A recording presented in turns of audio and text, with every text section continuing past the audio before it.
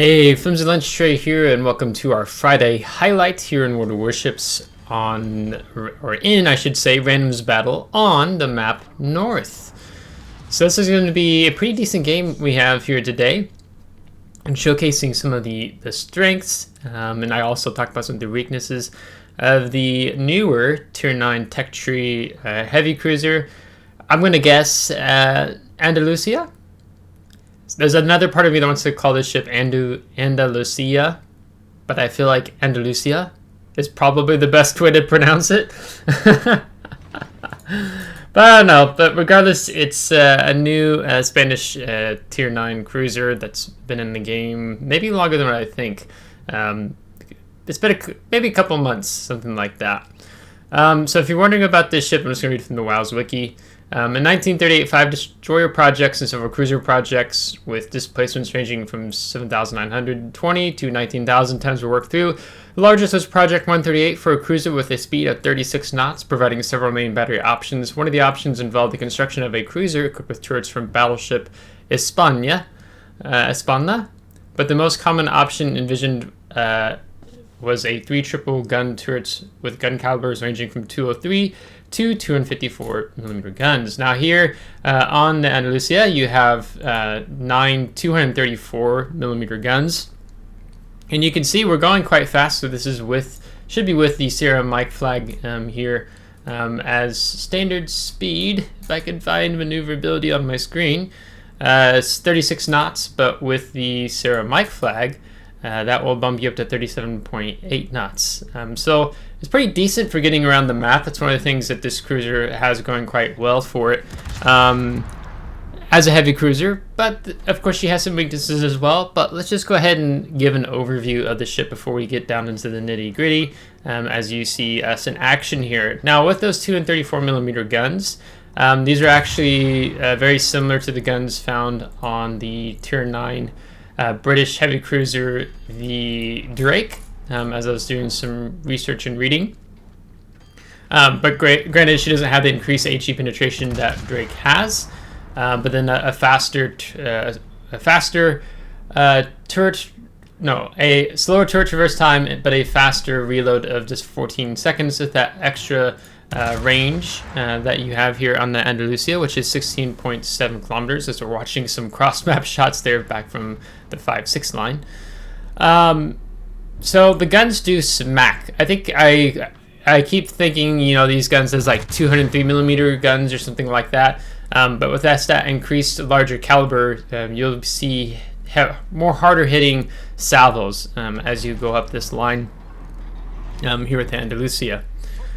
So we're actually, with the playstyle of this ship, one of her weaknesses is, it's her maneuverability. She has, I think, a larger turning circle radius. Her handling isn't the best, and you have a very big broadside citadel. So you really have to be managing who's aiming at you. As we're watching another, I think it's Jean Bar over there, so we're like, hey, we're going to turn out. And that's probably most of the time you'll find yourself wanting to angle out.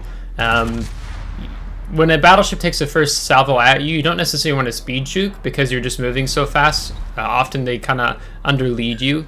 So maybe it's the second or third salvo, then you start speed juking, as we have I think it's a New Orleans back there, trying to be cheeky utilizing the islands there. But oftentimes I find myself doing this. What you're seeing on the screen is in the early stages of the engagement, there's a lot of battleships, and often they're very hungry to shoot the cruisers, right? There's tend to be the first things spotted, and if you get spotted early on as a cruiser, it can be very difficult in having to deal with. So here we have the Fantasque, who's serving kind of as this distraction, but he's going to lose too many hit points, more than what was necessary of him for the tactic he's pulling here. So we basically get to farm this first Jean Bar for free. Now, one of the things that, of course, this ship line has access to is the burst fire mode. So you don't want to consistently be using that, because then you get 2 salvos off, and then it's a 33-second reload time, right? Unless you build into the main battery mod 3 for fast reload time, adrenaline rush, whatever. where you have 1.6 seconds between those two burst fire salvos. So you typically want to be only utilizing your regular salvo firing, and usually what you'll see me do is switching to the burst fire mode when, let's say, you're trying to get the kill because that enemy ship is just low enough. So then you pick up the kill, right? Or you get a broadside target and you want to go ahead and fire some AP, which I think we also do in this game as well. So you get to see the burst fire being utilized here. It's also helpful when you have, there's a couple other games I've had in Andalucía, where you have a battleship that's about to exit your main battery gun range, and let's say he's already DCP'd one of your fires, and then you toggle the burst fire on, and then you work to try to set a permanent fire, right?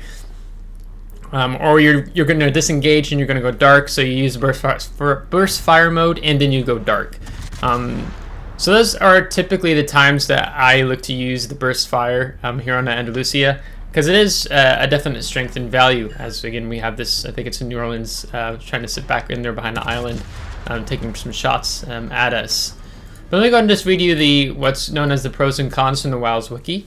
The pros are the guns have flat arcs, good AP damage and penetration, access to the burst fire, good torpedo damage and firing angles.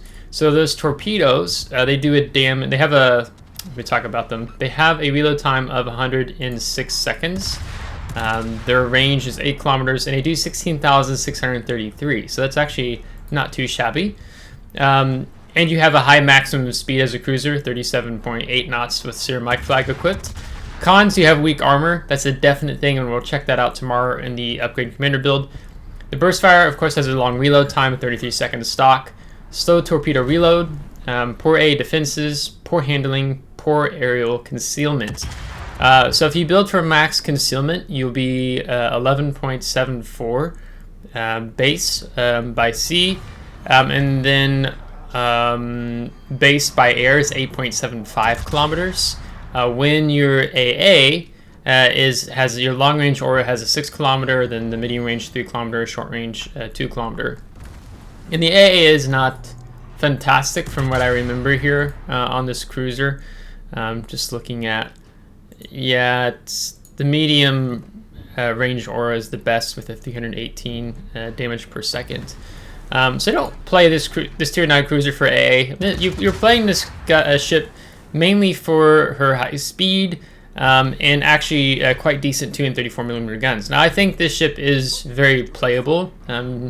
She hasn't been as frustrating as some of the other higher tier cruisers, perhaps that Wargaming has come out lately with, in my opinion. Because of that speed, you're able, like, you know, here, I'm kind of working to keep the tempo up right now with Andalucía. I mean, we have, we've only used one of our 4 heals, and that's, I think, with the Superintendent, if I remember correctly.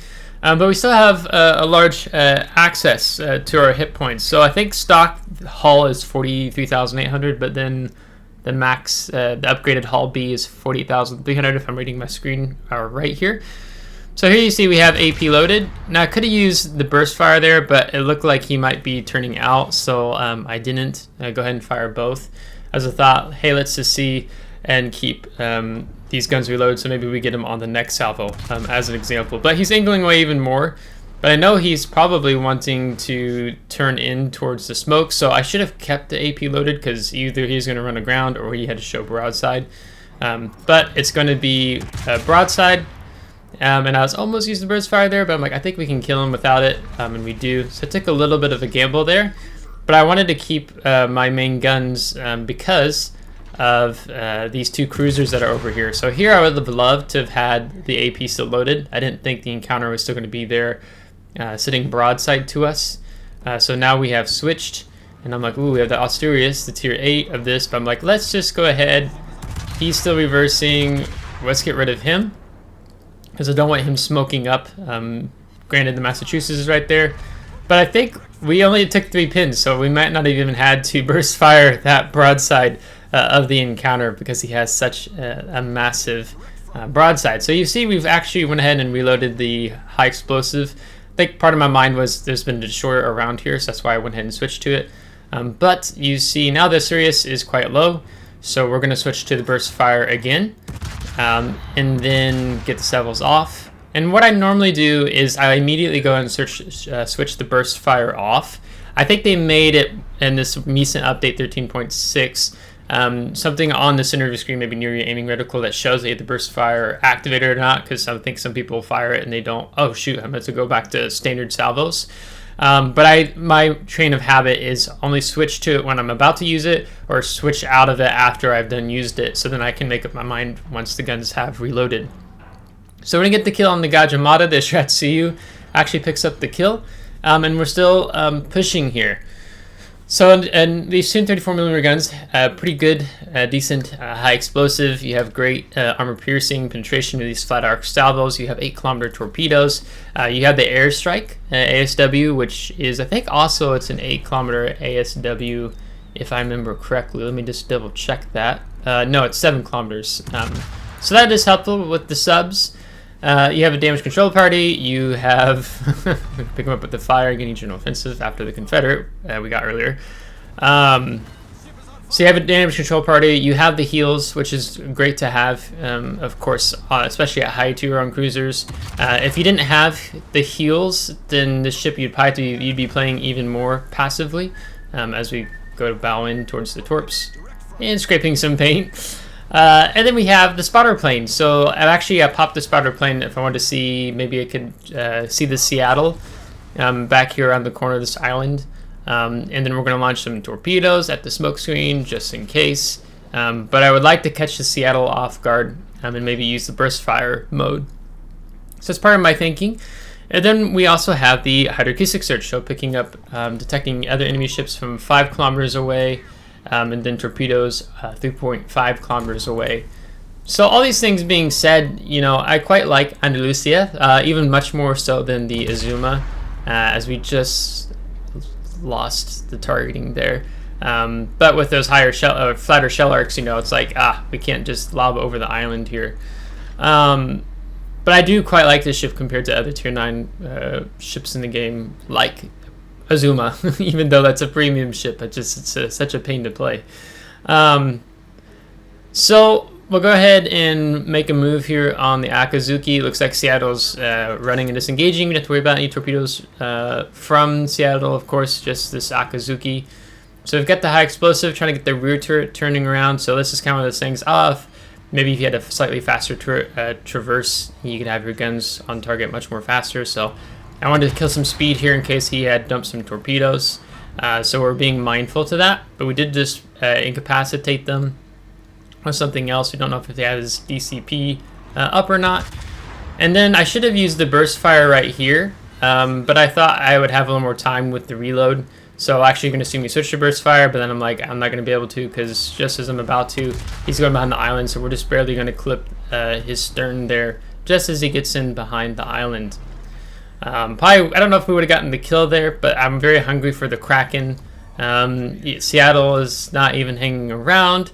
Our Shiratsuyu is really embracing being a little gunboat destroyer, even though it's terrible at gunning. But he's being very cheeky here with the Akazuki. And then, of course, as the Akazuki steps out from behind the island, you have our comrades in Charlie Cap, with being our friendly Jean Bar, who's going to kill the mini space hamster. So let's go ahead and go to post-battle results, and I'll just give you kind of like a very brief closing thoughts on this cruiser overall. So personal score, we did 147,000 damage with the general offensive, Confederate, and high caliber, and picking up 4 kills and 6 head-on fires. I think the fire chance, if I look real quick, is 16%. You could bump that up to 17%, sorry, not 17, 18% with some combat signals. We're going to top the team with 2,167 experience. So overall, team did quite well as we were able to push through that flank relatively with ease. That doesn't always happen at the high tier, so I was kind of surprised by that, but we took full advantage of that. So we took 55,000 damage, almost 1 million potential. And you can see our damage, most of it came with the high explosive, and then of course with the armor piercing as well.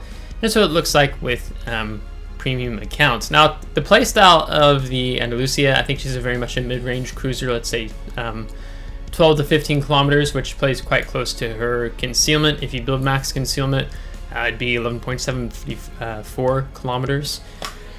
Because you don't want to be, particularly early on in the game, you do what I typically saw me do there. You push in a little more closer to that mid-range, and then you're turning out and you're kind of waiting for the enemy team to get whittled down, and then you can push in and make your move. Perhaps in a battleship, a cruiser or two have already been killed, and that makes it a little more easy if you want to be like how I was, is kind of keeping the tempo up in terms of being on the forefront of the push against the enemy team, because your speed allows you to do that. And if you need to disengage, you also have high speed to run away, as it were. So some of the strengths that you have here with this cruiser that really revolve around these 2 and 34mm guns that have a pretty good high explosive and really good armor piercing. That's quite reliable, especially on broadside cruisers, battleships, aircraft carriers, and high explosive the destroyers and submarines, of course. So with that being said, I'm going to wrap this video up. If you liked today's video, give a thumbs up. If you didn't, give a thumbs down. Subscribe if you do want to see more. If you're subscribed, thanks so much. I appreciate it. Thank you to my Patreon supporters, and tomorrow we'll do an upgrade command rebuild video here on the Andalucía. So until next time, take care.